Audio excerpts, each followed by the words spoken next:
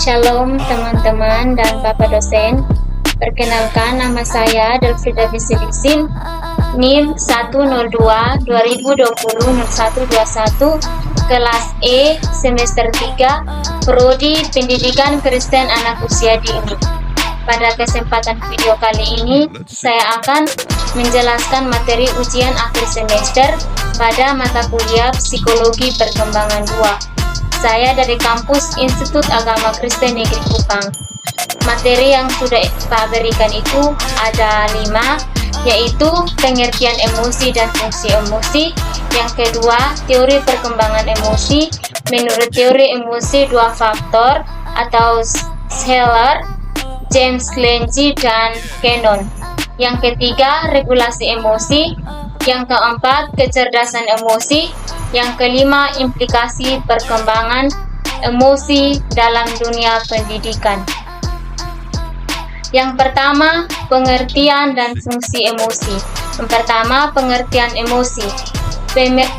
Emosi secara umum memiliki arti kumpulan perasaan terhadap sesuatu yang dipengaruhi dari pikiran kita, subjektivitas kita, respon perilaku kita, dan respon tubuh kita ketika sedang menghadapi situasi tertentu.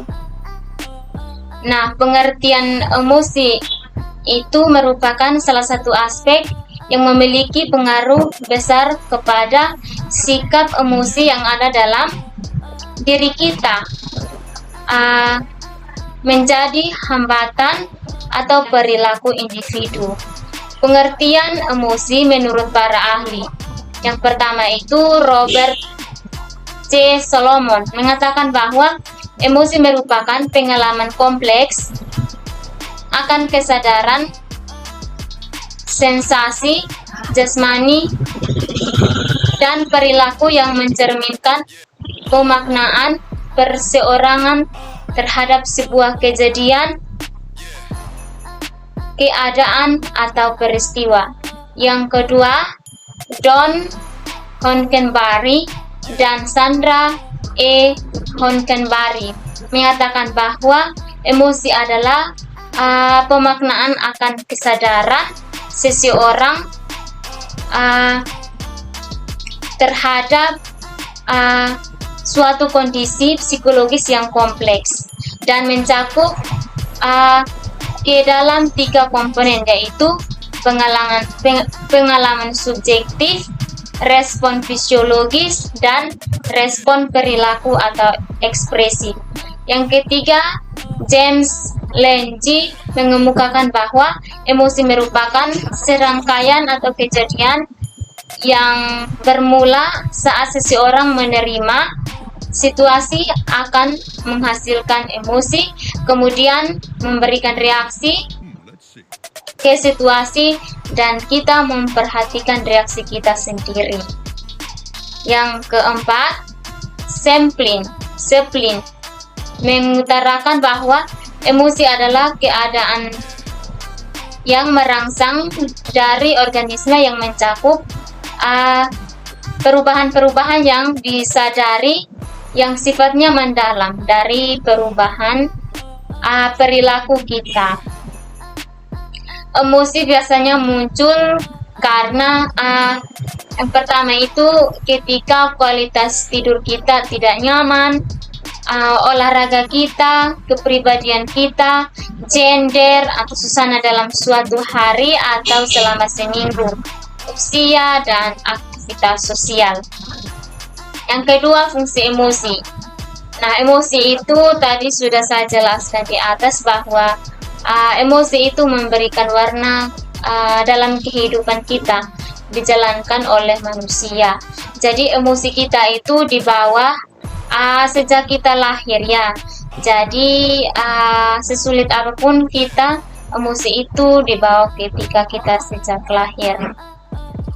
Dan ketika bagi kita sebagai manusia, emosi tidak hanya diperlukan sebagai bentuk pertahanan hidup, akan tetapi emosi memberikan gairah atau energi dalam kita punya hidup sebagai manusia.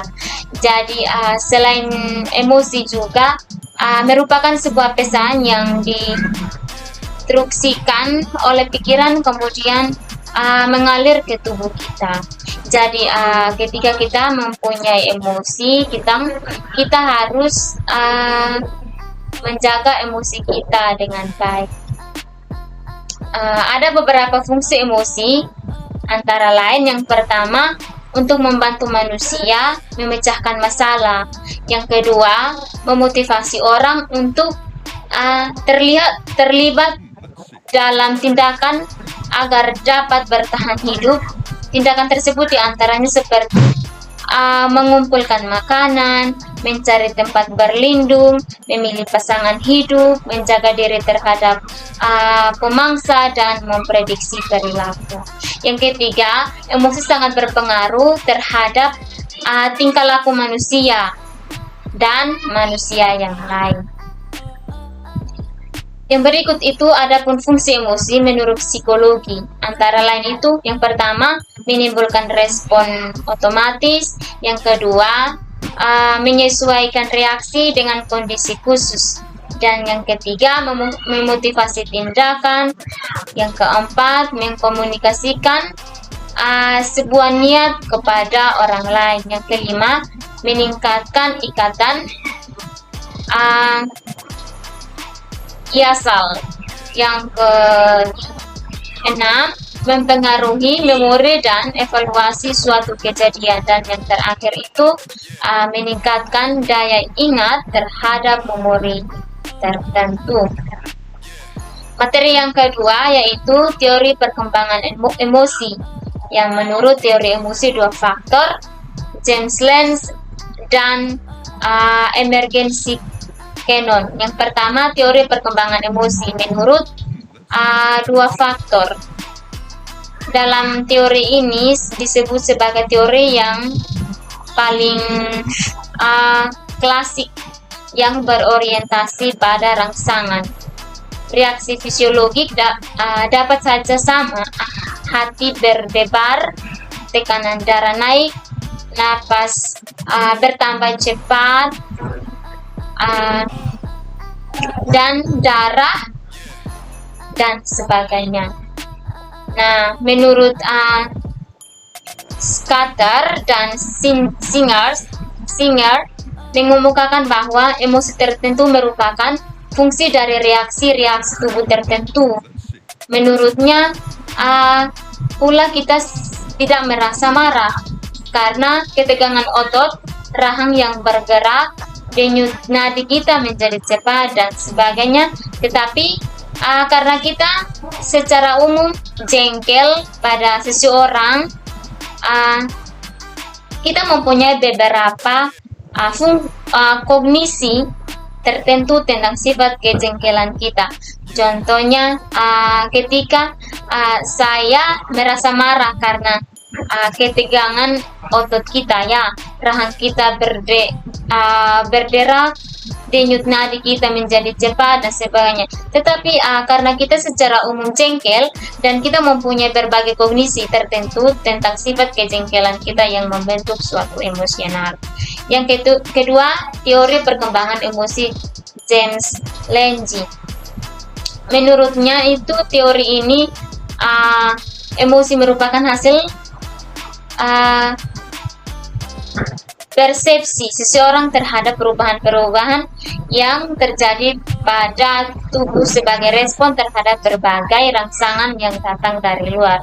Jika seseorang menerima rangsangan dari luar itu, misalnya melihat harimau, reaksinya adalah peredaran darah makin cepat karena denyut jantung makin cepat, paru-paru lebih cepat memompa karena denyut jantung makin cepat, paru-paru lebih cepat memompa udara dan sebagainya. Emosi menurut ahli kedua ini terjadi adanya perubahan pada sistem vasomotor atau otot-otot. Suatu peristiwa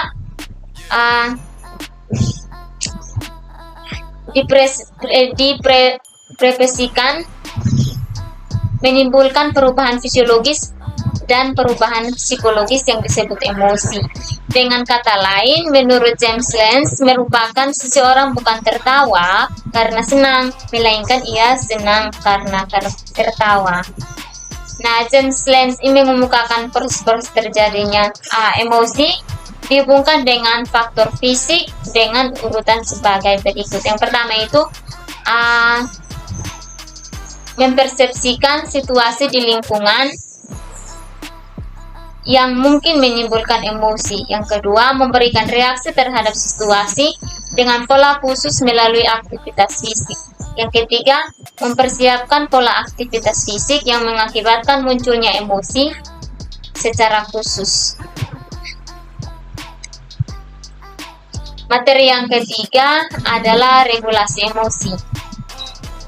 Pengertian regulasi emosi itu menurut Gross adalah kemampuan yang dimiliki seseorang untuk menilai, mengatasi, dan mengelola, mengungkapkan emosi yang tepat untuk mencapai keseimbangan emosional. Nah, kemampuan yang tinggi dalam mengelola emosi akan meningkatkan kemampuan individu untuk menghadapi ketegangan dalam kehidupan. Menurut Gottman dan Katz, regulasi emosi ini merujuk pada kemampuan untuk menghalangi perilaku tidak tepat waktunya akibat kuatnya intensitas emosi positif atau negatif yang dirasakan, dapat menenangkan diri dari pengaruh psikologis yang timbul akibat intensitas yang kuat dari emosi, dapat memusatkan perhatian kembali dan mengorganisir diri sendiri untuk mengatur perilaku yang tidak mencapai suatu tujuan. Yang kedua itu ciri-ciri regulasi emosi. Yang pertama itu memiliki hubungan interpersonal yang baik dengan orang lain. Yang kedua memiliki sikap hati-hati. Yang ketiga memiliki adaptabilitas, yakni luwes dalam menangani perubahan dan tantangan. Yang keempat, toleransi yang lebih tinggi terhadap frustasi. Yang kelima, memiliki pandangan positif terhadap diri dan lingkungan. Yang ketiga, aspek-aspek regulasi emosi.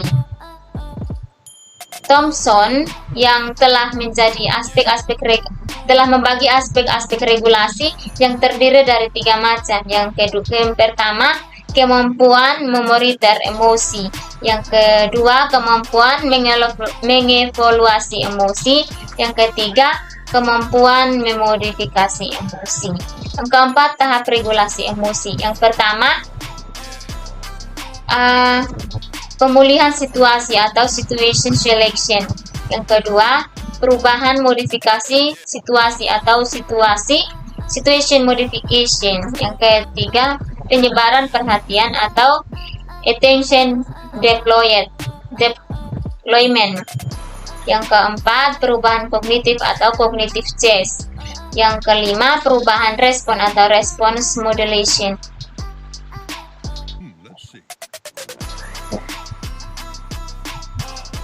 Materi yang keempat itu kecerdasan emosi. Pengertian kecerdasan emosi. Kecerdasan emosional adalah kemampuan seseorang untuk dapat mengendalikan emosinya, menempatkan emosinya sesuai dengan situasi dan kondisi yang dihadapinya. Orang yang cerdas emosi adalah orang yang mampu memahami dirinya, mengenali emosinya, apa yang terjadi pengaruh bagi baik buruknya emosi, memahami orang lain, mampu berempati dan mampu memahami lingkungan di sekitarnya. Yang kedua, aspek-aspek kecerdasan emosi. Menurut Goleman, aspek-aspek kecerdasan emosi terdiri dari yang pertama, kemampuan mengenali emosi diri. Nah, kemampuan mengenali emosi diri adalah kemampuan seseorang dapat mengenali perasaannya sendiri saat perasaan atau emosi itu muncul. Yang kedua, kemampuan mengelola emosi. Kemampuan mengelola emosi itu kemampuan seseorang untuk mengendalikan perasaannya sendiri sehingga tidak meledak dan akhirnya dapat mempengaruhi perilakunya secara salah. Yang ketiga, kemampuan memotivasi diri. Nah, dia pun pengertian itu kemampuan memberikan semangat kepada diri sendiri untuk melakukan sesuatu yang baik dan bermanfaat. Yang keempat, kemampuan mengenali emosi orang lain. Nah, mengenali emosi orang lain itu kemampuan untuk mengerti perasaan dan kebutuhan orang lain sehingga orang lain akan merasa senang dan dimengerti perasaannya. Yang kelima, kemampuan membina hubungan. Nah, kemampuan membina hubungan ini adalah kemampuan untuk mengelola emosi orang sehingga tercipta keterampilan sosial yang tinggi dan membuat pergaulan seseorang menjadi lebih luas. Menurut Uno dan Kuadrat, banyak dijumpai peserta didik yang begitu cerdas sekolah, begitu kecenderungan prestasi akademiknya. Yang ketiga, model kecerdasan emosional. Nah, model kecerdasan emosional ini menurut ensiklopedia terdapat 3 model kecerdasan emosional anak, yaitu De Solovey-Moyer model, yang kedua De Goleman model, yang ketiga De Bar-on model. Materi yang kelima, implikasi perkembangan emosi dalam dunia pendidikan. Adapun implikasi psikologi perkembangan dalam pendidikan sebagai berikut. Yang pertama, di dalam perkembangan seorang individu, tentunya sebagai pendidik juga harus tahu menempatkan dirinya terhadap perkembangan dengan memberikan metode atau cara pengajaran yang sesuai dengan tahap atau fungsi perkembangan individu yang akan dididiknya. Yang kedua, dengan memahami psikologi perkembangan, maka kita akan mengetahui tingkat kemampuan individu dalam setiap fase perkembangan. Yang ketiga, untuk mengetahui pada fase perkembangan yang mana seseorang bisa diberi stimulus tertentu. Berikut, dengan adanya psikologi pendidikan, maka diharapkan dapat mempersiapkan diri dalam menghadapi perubahan-perubahan yang akan dihadapi oleh setiap individu. Yang berikut, khusus untuk tim pengajaran atau guru, dengan memahami psikologi pendidikan, maka sudah pasti dapat memberikan pengajaran yang sesuai dengan anak usia didiknya. Yang berikut, dengan dapat memberikan, mengukur, dan menerangkan perubahan dalam tingkah laku serta kemampuannya yang sedang berkembang sesuai dengan tingkah usia yang mempunyai ciri-ciri universal dan dalam artinya yang berlaku bagi anak-anak serta semua usia dan juga berlaku untuk semua tempat. Dengan memahami psikologi perkembangan ini, maka diharapkan setiap individu yang memang masih mengalami perkembangan dapat mencari pedoman yang terbaik baginya, baik secara psikis maupun mental dan juga dari aspek sosialnya. Nah, yang terakhir adalah dengan adanya psikologi pendidikan ini dan dengan diterapkannya psikologi pendidikan ini dalam pendidikan, maka diharapkan pengajar maupun orang tua dapat memberikan cara untuk menghadapi segala perubahan yang terjadi pada setiap fase pertumbuhan yang ada pada seseorang.